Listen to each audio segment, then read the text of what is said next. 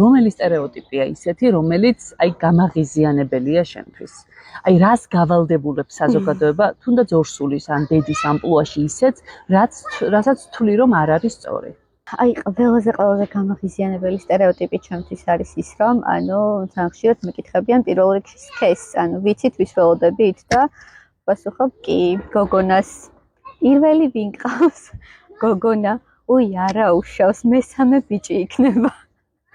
უკვე განგისაზღვროს, რომ მესამე შვილიც აუცილებლად უნდა გააჩინოს სქესის გამო. კი, სქესის გამო თან და ეგ არის ძალიან გამაღიზიანებელი ჩემთვის. თავიდან რაც სქესი გავიგე, ცოტა რამდენიმე ესეთი ახლობელი ადამიანისგანაც მქონდა გულის წვეტის მომენტი, რომ რაღაცნაირად უი არა უშავს, მეგონა ბიჭი იქნებოდა და რაღაც ეგეთი კომენტარები და ცოტა გამაღიზიანებელი იყო, მაგრამ ასე ვთქვათ, მე ვიცი რომ შენ ქმარს არანაირი პრობლემა არ ქონდა ამასთან დაკავშირებით და აი ქმრის საბედნიეროდ არ მოდიოდა მსგავსი სტერეოტიპის გამყარება, აი სანათესაოს რა უნდოდა?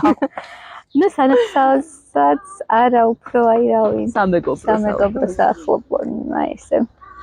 ყოველ შემთხვევაში ოჯახის წევრებს არ ქონიათ ეგ მომენტი, რომ